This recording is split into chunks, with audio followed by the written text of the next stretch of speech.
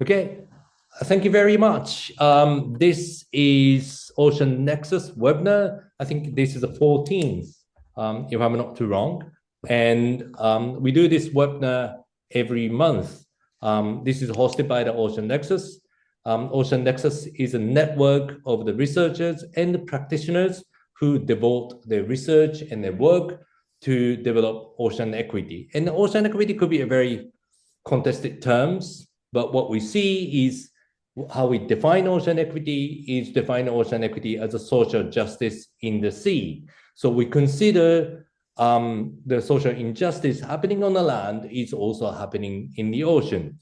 And that includes the conversation related to the racism, colonialism, and gender-based discriminations. So any of the isms which actually force the system to make certain people, certain group of people historically subordinated and then undermined. And our job, we think, through the ocean equity is really to debunk and dismantle those systemic structures by pointing out the wrong data, wrong narrative, lies, trying to find a policy to support marginalized, underrepresented, and then also create the vision that we can all share the ocean together, but close the variance between those who've been on the top, those who've been on the bottom not bottom in terms of agency, but bottom in terms of being treated. Okay. I'm so sorry. That's okay. Right. So being treated unfairly. So that's Ocean Nexus, and we have a webinar. Today, I am just really delighted to have my good friend, if I may, Vivienne, and colleague, Miss Vivienne Solís Rivera.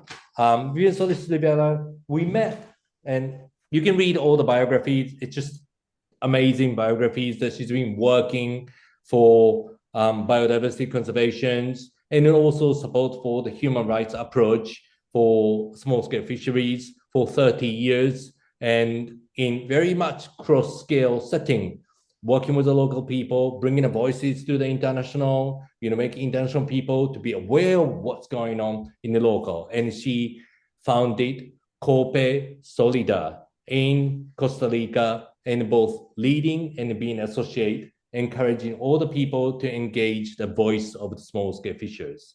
Hi, Vivienne. It's great to have you.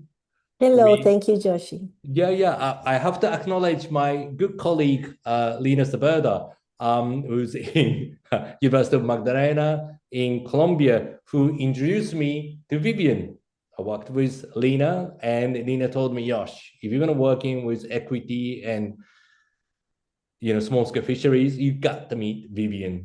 She's a dynamite, and you got to talk to her if you really know what's going on in Meso and in Latin America. And so I'm so delighted to invite you, Vivienne, to this website webinar.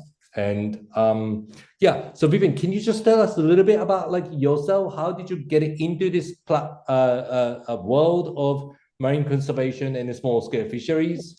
Yes, sure. Well, first of all, I feel very honored, and thank you, Ocean Nexus, for having me here, and to see so many interesting people and nice people who are also working. That's going to make this webinar something very interesting and a lot of learning tools. So thank you very much.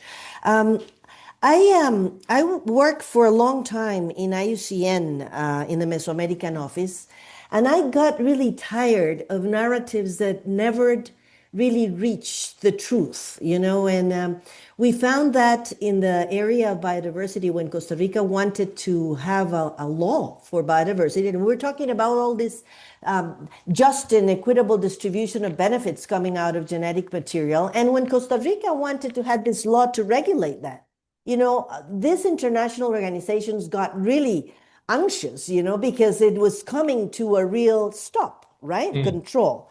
So in that moment, I decided that I really wanted to do something different. And a group of people from my country decided the same. And we started this cooperative of professionals of different disciplines and different ages that were able to have territorial work with the communities, dealing with all these issues that communities talk about, and trying to maintain, let's say, the information flowing between the global and the local level. So Cope Solidar is an organization of persons of different disciplines, which makes it very, very interesting to approach the territories, not divided. You know, you're not a biologist or a sociologist or a lawyer.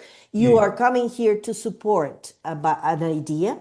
And it's based on values, which is the other thing that is important. You know, which are the values that we put forward? Respect, solidarity. So there are a lot of issues that are coming through our work that are so obvious that need to be there, you know, but we try to make it more obvious. So we work in Mesoamerica with the small-scale fishers and in Latin America, basically.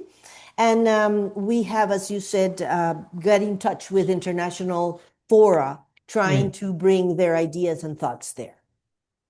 That's great. It's often the case that we all say in our papers, in our meetings, in our international conferences, oh, we have to get in touch with the communities, you know, we have to listen to the voices. But when it comes into the actions, we don't see that much. And or at least people pretend as if they are doing it. And so, you know, today I'm here, you know, I'll be part of the game, and I'm a little bit co-opted. So I'm here to learn from you. And we're just going to discuss, you know, as Ocean Nexus webinar always is, just open and talk about what we can do and how the things are. So Vivienne, would you mind just give us a presentation first of all? Yes, I have a short presentation. Let me see if this works. Okay. Great. Let me know if you can see. Okay, we can see that. If you can just put it in a slideshow, that would do. Yeah, perfect. Okay, so I just have a few ideas that I would like to share with all of you, and then we can follow you, Joshi, and the rest if they have a lot of questions. But this issue of scientific knowledge and traditional knowledge has been something that has come into our thoughts probably for a long time. And I would like to start saying that I do see knowledge as a much more inclusive concept than science. And that has to do basically because knowledge for most of us is related to a way of life. You know, it's more integral, it's repeated, it's diverse, you know, it has permitted those territories to be maintained in the long term. And science, it's very important, is the use of the scientific method, but it answers only particular questions of interest, you know, and then we have to repeat it, right, to make sure that we're asking the right questions and we're receiving the right answers. And usually the big difference is that this science is done by outsiders from these communities, right? And I think this is something important to consider because when you, oops, now it's not moving. Let's see what's going on.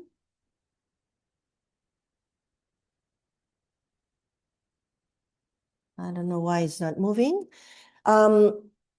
This traditional knowledge, you know, in the case of fishing, has a more broader framework, which is the traditional ecological knowledge, right? And it refers to cultural issues, it refers to trial and error, but basically it has been like put into boxes again, you know, and so we use traditional knowledge in fisheries when we're talking probably about population or ecological relationships or how the ecosystem is functioning, taxonomy, systematics. But it's much more broader than that. So we human beings in science tend to reduce to boxes, you know, the knowledge. So I really would like to think that we are able to think in a broader way.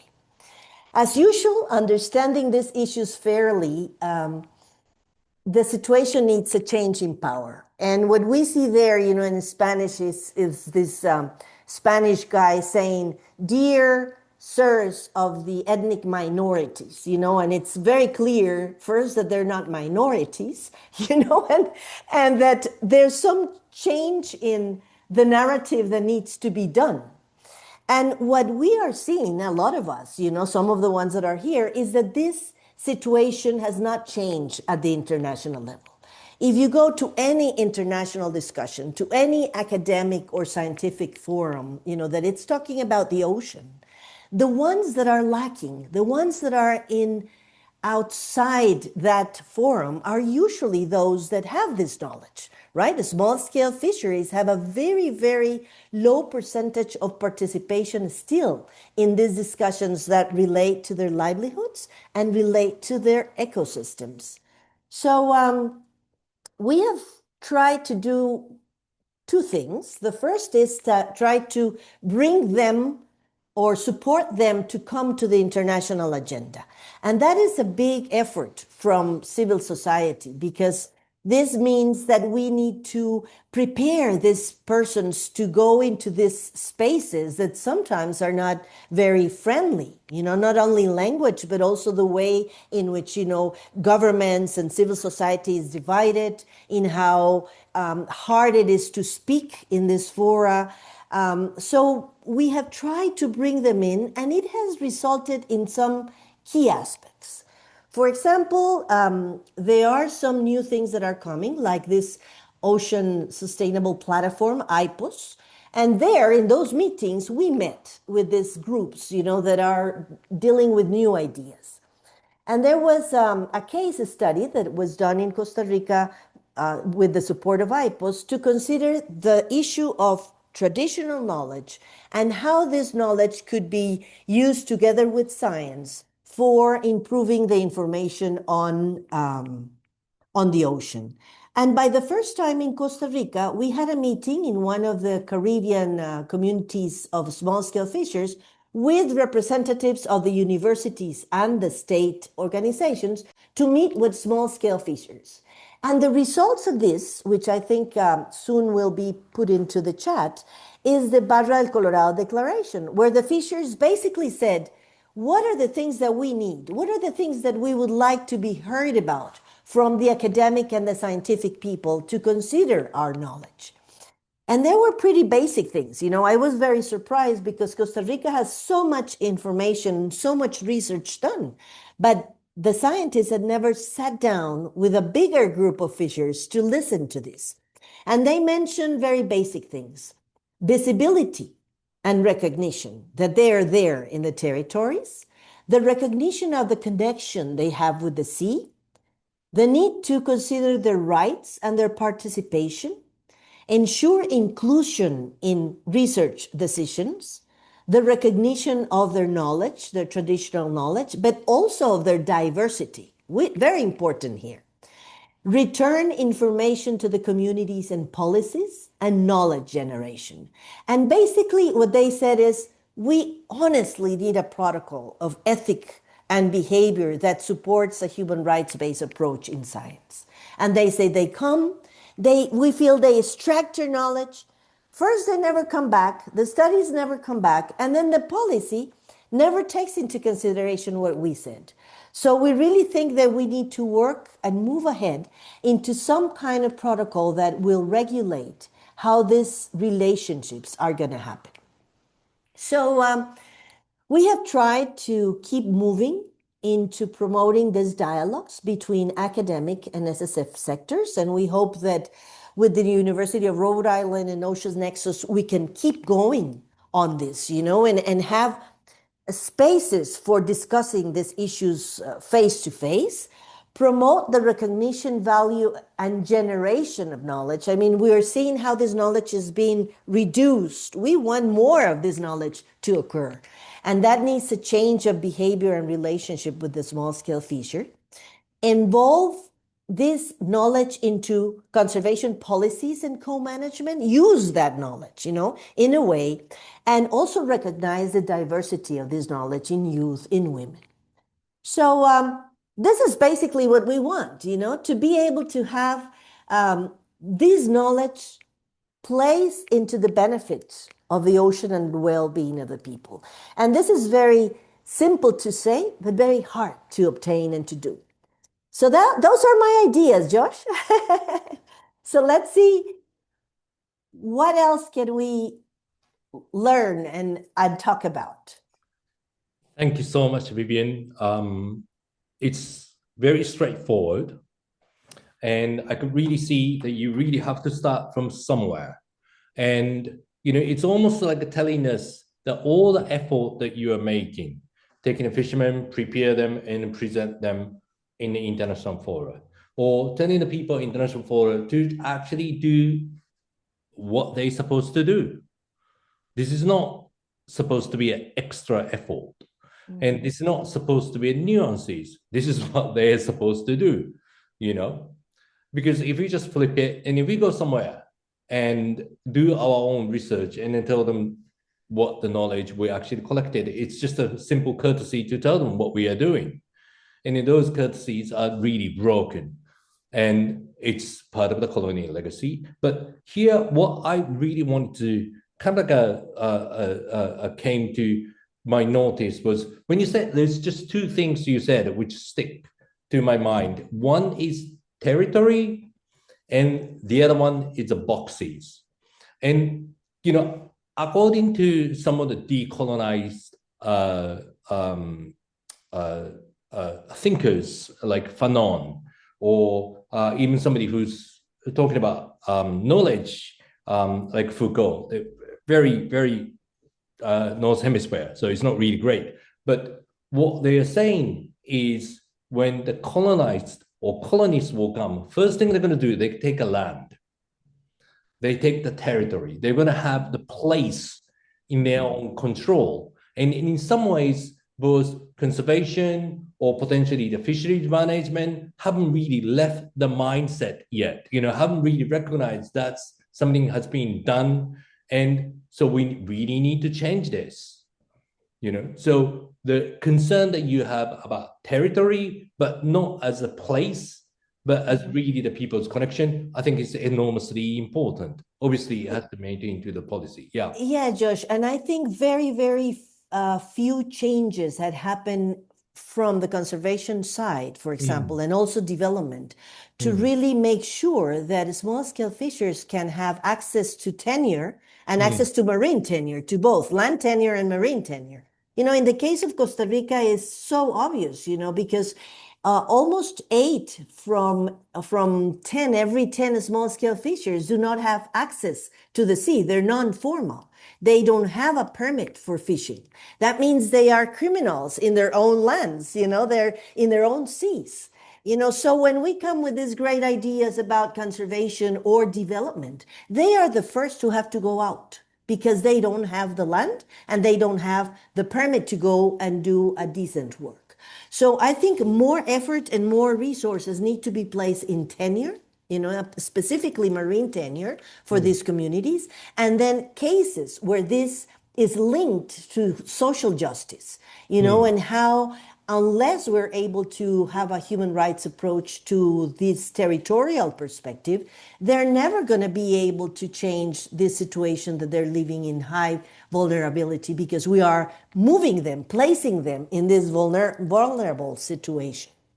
In some ways, I look at the quite few documents on the Costa Rica, but the modernization and of the fisheries management, even the marine conservation, really push this message that things are really done with a community-led. And so when they're talking about this, I was a bit confused when you said they don't have a marine tenure, they don't have access. How did it happen? I'm just well, confused. it happens because I think that we are farther and farther away from the truth and from reality. We are in a model that an economic model, that is really pushing towards economic benefits and not to the value that human beings have as part of nature, and this is something that local communities coming from indigenous or afrodescendant groups have very clear, and so we are losing this perspective because we are centralized. We are in academic centers or in the center of the country. We don't visit these communities as often, and we're not seeing the gentrification that is happening. Costa Rica is actually being gentrified, all over its coasts because of this lack of tenure of the Costa Ricans in their territories of life. So unless we're able to move and to make a clear statement that this is really needed, this is not happening. And governments, unfortunately, are very much into the blue economy, let's say, push forward model. So they are only seeing, again, the pushing for aquaculture, the pushing for protected areas when they are moving communities out. They're not thinking about shared management governance. And I think that has an impact, a true impact in the way we are going to set the future for these communities and set the future for the people in these countries. What about the people say this modernization of the fisheries management, this the science-based and communicating with the communities. And yes, they do create a lot of marine parks, but some of the activities are allowed. Those things, if I go to on the ground, I don't really see this harmonized, beautiful Costa Rica where ecotourism is happening and the fisheries are sustainable and development might be happening slightly, but not so much.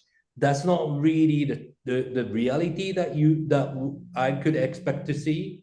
Joshi, I think it has to do with the type of conservation we have been pushed towards. In the case of Costa Rica, our conservation models started in the 70s. And basically, we only were thinking about state governance. That means the state come to the territory, decided, that was going to be a marine protected area, moved everybody out, and got in control of that territory by a law, right? It wasn't until 2004 that governments and the CBD started thinking about other governance models. And that is pretty late, for a country that's starting pushing for marine protection since a lot of, in the 70s. So the issue is now we have all these professionals and academics that have not really learn about these other models of making and taking decisions.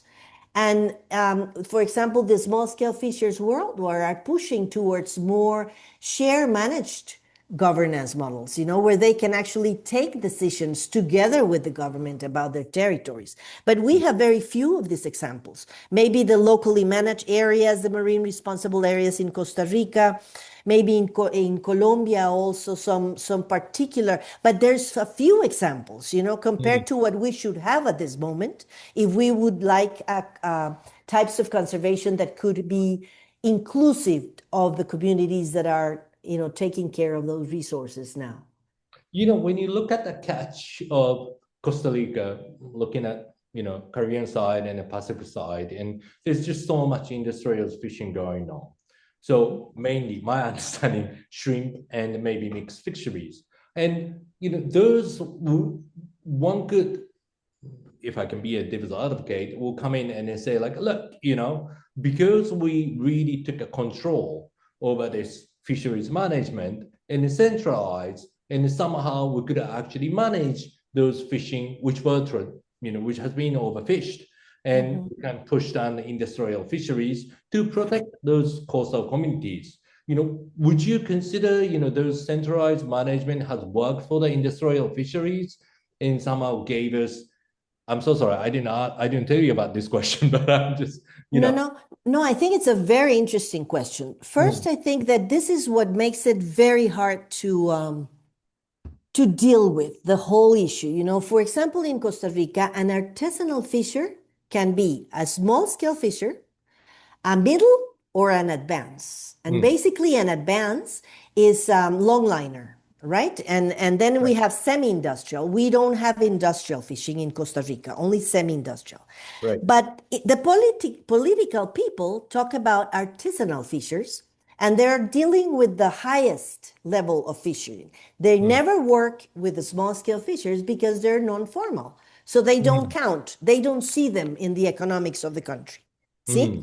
So the issue here is that the economic and political power has already moved to the bigger fisheries in most of Latin American states. I think that we really need, and in the name of being, the laws need to be placed for everybody in the same way. We are really having a lot of social injustice because, the ones that are, for example, receiving subsidies are the biggest fisheries, not the small scale fisheries that are supposed to be benefiting for them. If you think a case like Costa Rica, if 8 of every 10 are non-formal, only 2 are receiving subsidies of those small scale fisheries. The rest of the subsidies are being received by the bigger fisheries. So this issue has to be dealt with. We have to talk with the truth. We cannot believe anymore what is being said, neither by governments, neither by conservation organizations. I think we need to go and look at the information in our countries and make another picture of what is happening in those territories. And when you do that, you then realize how vulnerabilized these communities of small scale fishers have been and why there's nobody talking about them, because they do not count. They are not in the priority economic heavy weight that the governments are looking at when they make political decisions. So the management of fisheries in a country like Costa Rica doesn't exist. Basically, what we have is the tuna quota, which is, managed in a certain way because tuna means money, right? I mean, it's not because we want to have a good managed tuna fleet. It's because we are receiving money for the payment. But all the other fisheries are basically or preserved through a national park or basically left alone to see what happens. So I think your comment is very important because I think we need to start managing more those species that are really supporting food security and permitting that small-scale fisheries can maintain the diversity. And this is something that we have to recognize when you go to small-scale fishing. The first thing you see is a rotation of the fisheries that provides, sometimes 20, 25, we have seen fisheries that have more than 50 different commercial species. That is something very important for conservation, but we are not seeing it. We are not managing it. And so I think that fisheries management has to change from an economic perspective for a more integral way of life, and try to maintain all this richness that we have in our coast. This vitality, as it is called, needs to be maintained. And what we are seeing when we go to Latin American coast is the loss of this vitality. Because if you arrive to a beach and what you see is a nice hotel, and you don't see this community is vibrant, vital, using these resources, then we're losing this vitality that make them really sustainable. Vivienne, so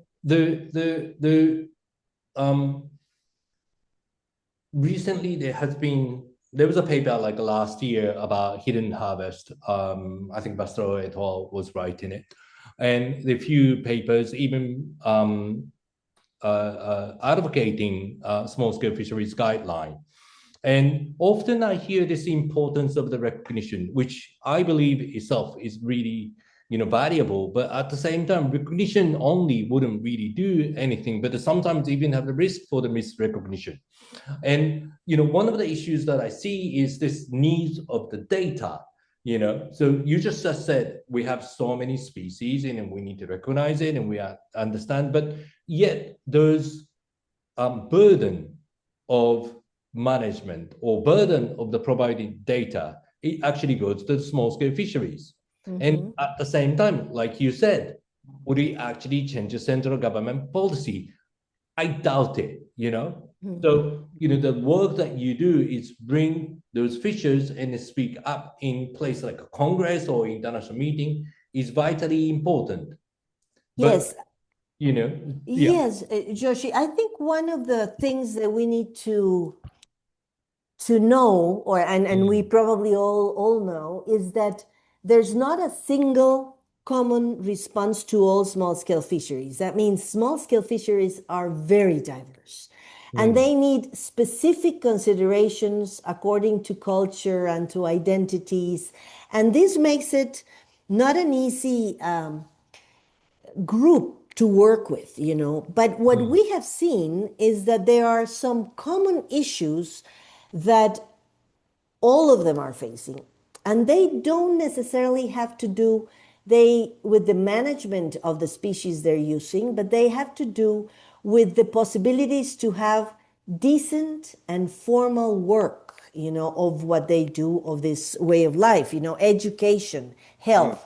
So I would hope that we're talking about data not only on the fish, but also on the situation of these communities. That is what we are trying to back up, you know, and maintain. And I think in this sense, we really need a more integral scientific perspective of small-scale fisheries that could bring to the governments the information that is necessary to make decisions and prioritize this sector, you know, because I've told everybody that we are going to realize in this country, in Costa Rica, that we don't have small-scale fishers when we are going to go to the central market and there's no fish there.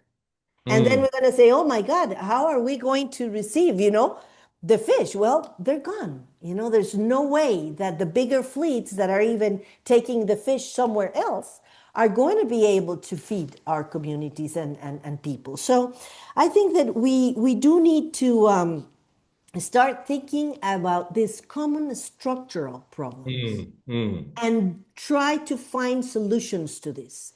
And the way in which we are basing data, because unfortunately everybody talks about science, not knowledge, you know, and that's an issue, you know. The Ocean Decade, for example, is talking about the science we really are going to put into this. We really need to bring in new variables, new issues to discuss, you know, and this have to be done with those communities that we are working with. And to do this, we need new ethical lines of work that guarantee that the information is not only coming back to the territories, but it's being used by the governments, you know.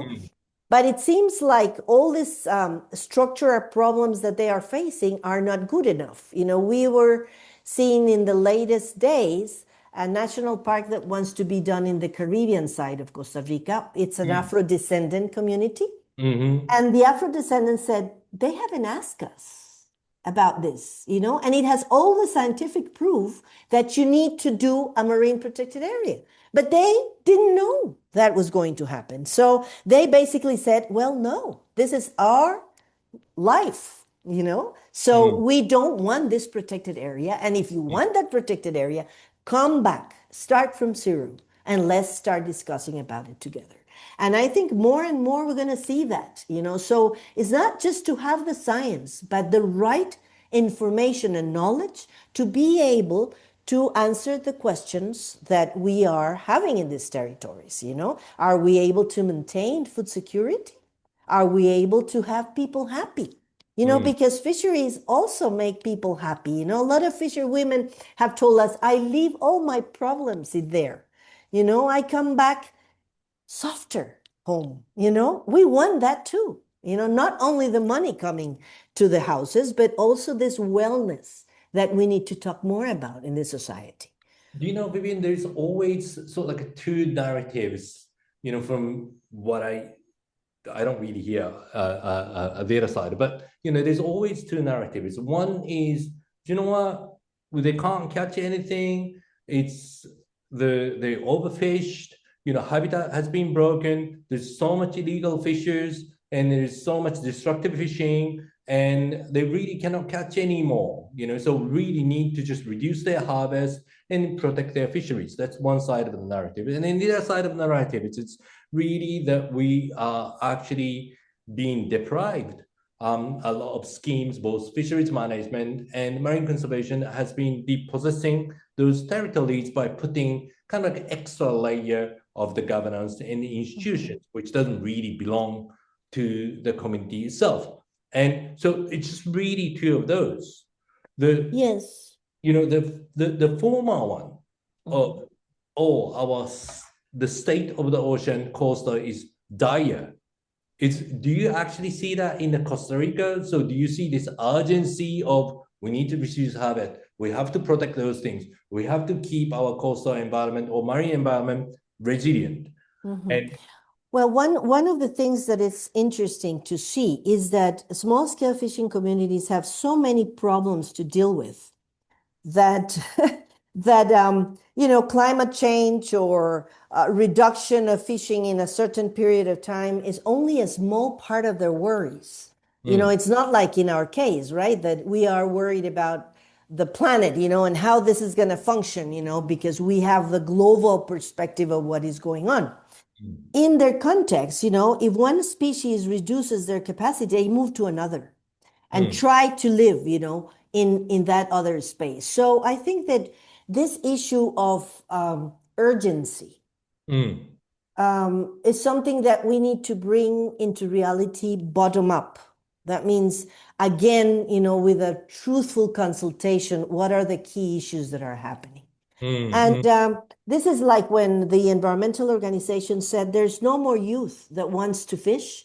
We have seen that that's a lie in most countries of Latin America, because it's not if you want to fish or not, are there opportunities to do something more?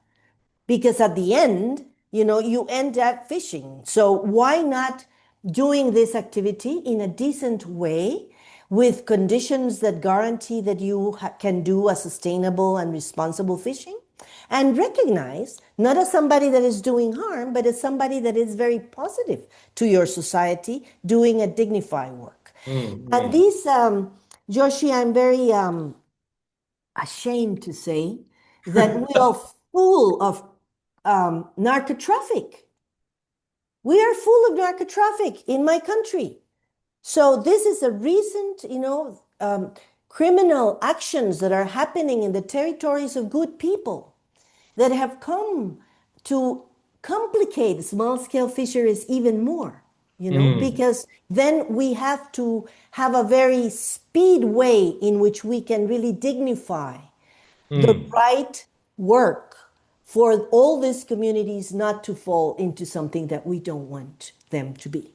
And this is something that really is very sad, very shaming, but it's what's happening in those territories. So, I'm a person that used to move in my country at any time of the day, every moment, with no afraid that nothing is going to happen.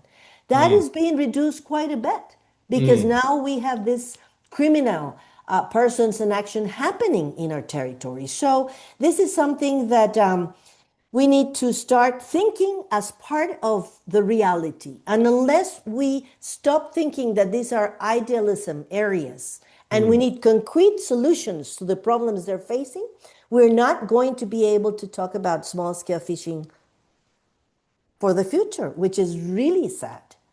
Thank you. Ricardo, my colleague, Ricardo has been sharing some of the knowledge he has about Latin and the Caribbean and Mesoamerica. He's from Panama. Ricardo, thank you very much. So people, if you can read it, that'd be great. Vivienne, it's this just whole narratives out there. There is IUU, and there is criminalization, and there is sort of like a dear state of the ocean, and it just feeds into each other very linear and simplified way. They fish too much. Now climate change coming, there is no fish. People don't really want to fish anymore, and they don't see much money, so they actually get into criminalization. And some of those narratives are really not false whatsoever. But yet, this has been kind of like a well-structured within this idea of IUU. Yes. And Joshi, the only thing that we have seen that really works is capacity strengthening of these rights holders, and this could be done by universities, it can be done by civil society, it can be done by other, the state governmental, but they have to know that what they do is not criminal. You know, the small scale fishing, as you've said, you know, in Latin America, now that we know that most of them are non-formal, with IUU, they're all illegal for the government perspectives, you know. So we need to bring in this auto analysis of their situation for them to feel strong enough and stand up and say, wait, I am not an illegal fisher. I am non-formal because we have a structural problem in this country that does not recognize my perspective. And I think that what we need is people that say the truth, that it's able to say, this is really not happening. So I am here to tell you, in Costa Rica, the model of touristical coasts that was going to chain with the distribution of the benefit is not happening. And what we are having is an exclusion of these local communities to their own livelihoods. And this is something we need to share with the rest so we don't arrive, all of us, to the same situation. You know, those of us who were in Nice has two small-scale fishers left in Nice, where the Third World Ocean Congress happened. You know, and some of us were standing there in Nice saying, this is exactly what we don't want to happen, you know, in the territories in Latin America, because we want to have this vitality, this diversity, this respect to the way of life of people that do not necessarily pass by data, but it does, because we need the information, right? So I think we really need to have a clear steps. We will be starting now a study with the University of Rhode Island to follow up on this idea and protocol and go in depth with the fishers, what exactly they need, what exactly they're thinking that a good relationship with the academy means, and then match it up with what the academy is thinking, you know, the scientists are thinking. So I think this is a nice opportunity then to share with other experiences that I know the University of Magdalena and others are having, you know, to discuss these issues bottom up, you know, as it should. Yeah, Vivienne, I'm honored to work with you. And this is a public webinar, but I'm gonna say anyway. So I usually expect the worst case scenario. You know, if we create the protocol, surely somebody will use it, you know, for the wrong way to get the harm for the small scale people. If we actually bring human rights, surely somebody will use it to go against small scale people, the small scale fishers. And so I'm, you know, delighted to work with you and really just to get those pursuit of looking into the principles or ideas or protocols, or in my word, it's more like a governance, who's accountable, who's responsible, and whose knowledge is legitimate. Exactly, Joshi. I think what you're saying is what we need to think broadly. You know, there are all these different roads that need to be followed to see how we really get more proximate to do the right thing. Because I think this is really new. You know, it's very easy to write it down in the Cumin Montreal biodiversity framework, you know, in SDG 14, you know, now go for a human rights-based approach. What does that mean, you know, in terms of truthful work? And what is everybody thinking about it? And how do you work on this? And I think that in the process that we can really help governments to do better things, maybe not the right thing, but better things, you know, not destroy or end destroying what we still have left, you know, and that is why we have a network here in Costa Rica. There are 23 small-scale fishing communities that are still linked to the ocean. That means that they still lived out of the ocean resources and have, you know, some history, some culture. Right. But we are thinking that maybe in the next decade, we are going to be left with 6 or 7 only. Well, if we are able to maintain those 6 or 7, we would be very successful, because at this moment, if we keep doing marinas as we have under private governance, we will end up without one.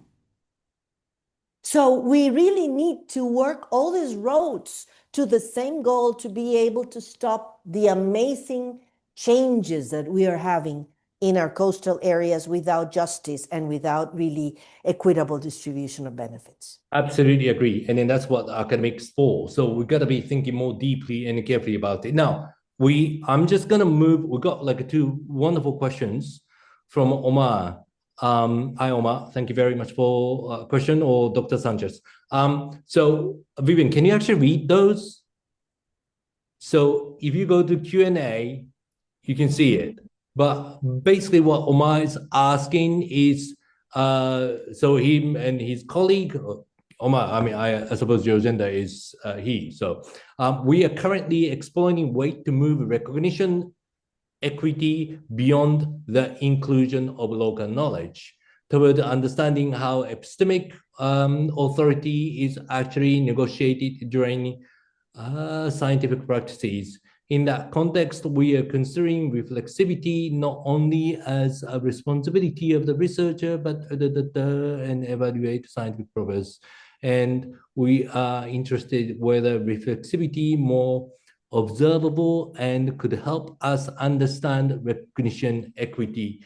Omar, I believe what you're asking is, okay, you want to do something, you want to advance recognition or equity more than just being inclusive of diversified knowledge. And then that's what I understand. And you're actually saying reflexivity of the researchers themselves would it really help to have more inclusivity in the local knowledge, and how can we advance that to evaluate their scientific practice? I think you're absolutely right. You know, it's really important to just, or each of the scientists actually do understand their positionality, but the positionality itself is just really new concept.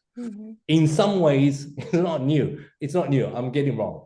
Positionality is almost expressing and they take the matter for their own thing. And it's important, some people have to be recognized for who they are, but at the same time they really have to understand matter is for the people they're studying. So it's not really about them, it's about the people who they are studying and what they think about it. And recognition of equity in ocean governance or marine conservation has been considered as recognizing diverse like participants and stakeholders. What about the history? What about the harm has been done? What about the misrepresentation?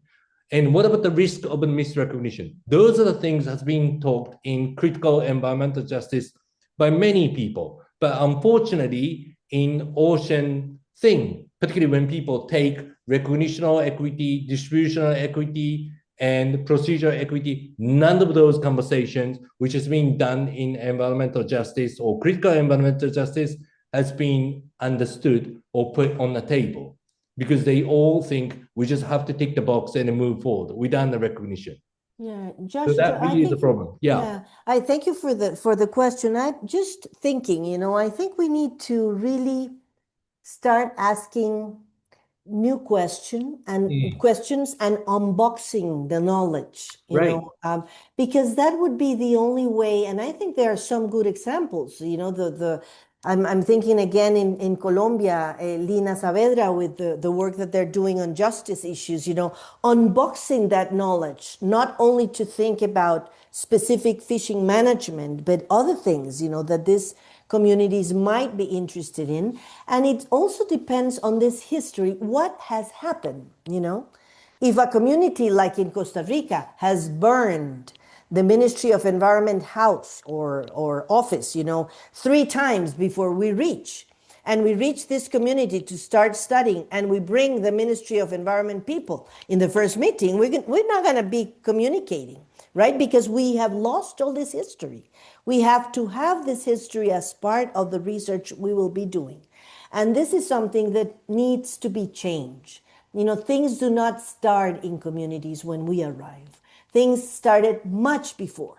And that is part of what we should concentrate in.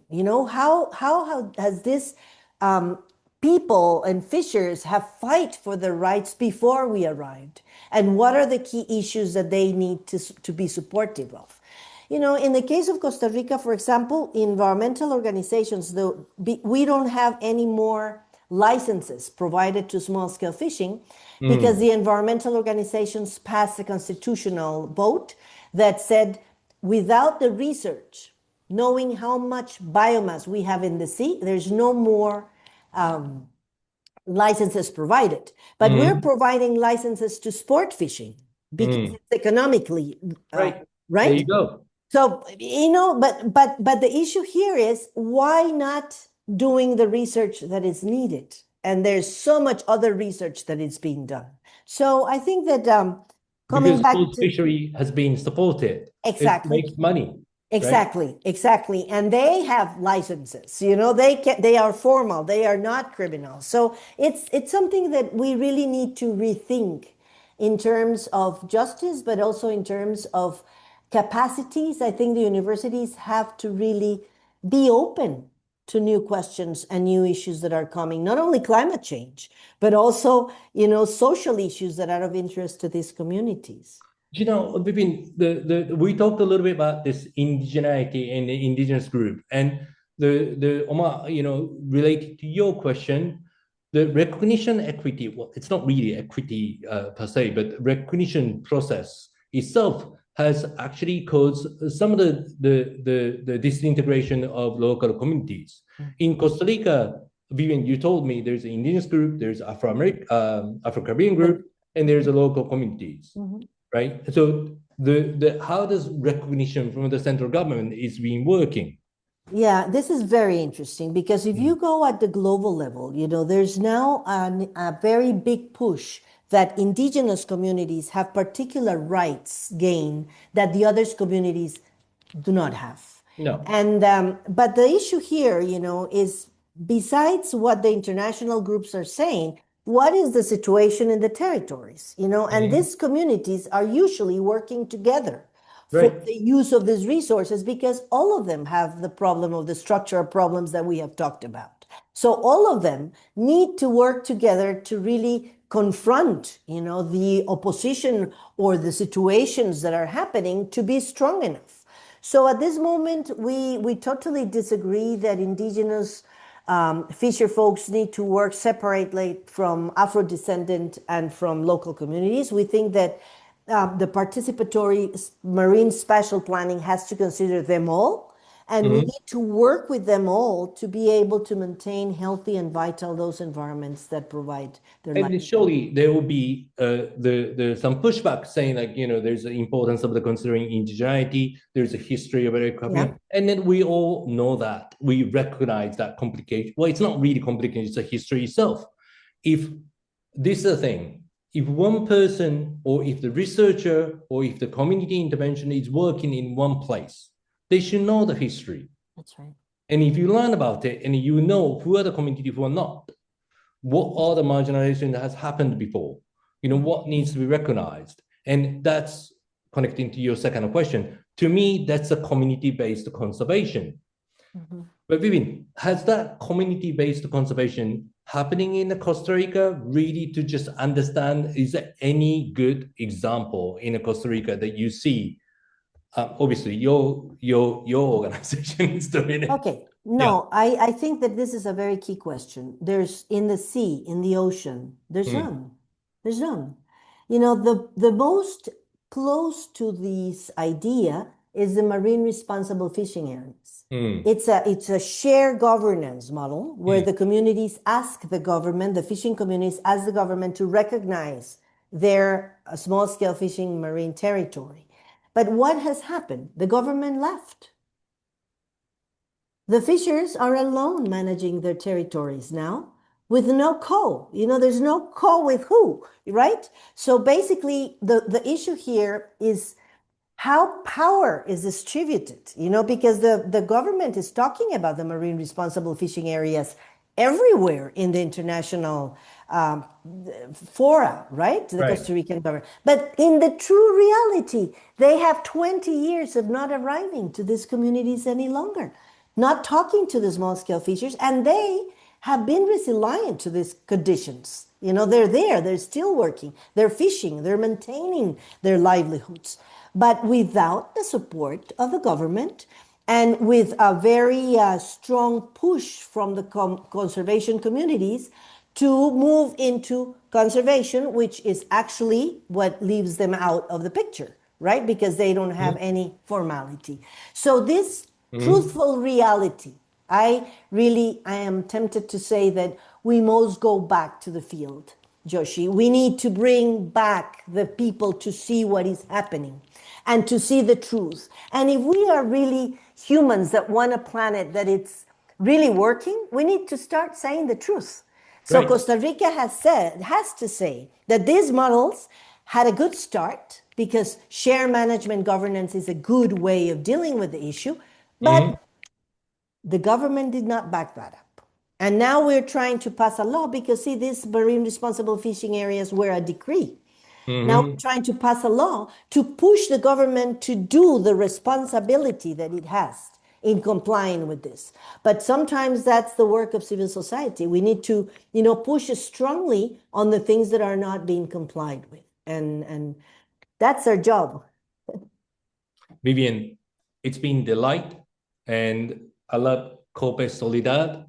It's a solidarity that we actually need, not in an abstract sense, but in the sense that we bring a knowledge and we need to have a heart-to-heart truth talk, just really what's happening. And for that, we got to go back to the field and we really consider knowledge really to expand more than what we think the knowledge, data, science, what it is, but really knowing is probably the most important things. I learned so much today. Thank you so much, Vivienne. Thank you very much, Joshi, and we will be waiting for all of you to come and learn with us. So Yes. Thank you very much, and it has been a pleasure to be here. Right. Thank you so much. Thank you very much, all the audiences. I really appreciate you being here. And Vivienne, thanks again. And see you soon. Yes. Bye-bye. Bye. Thank you.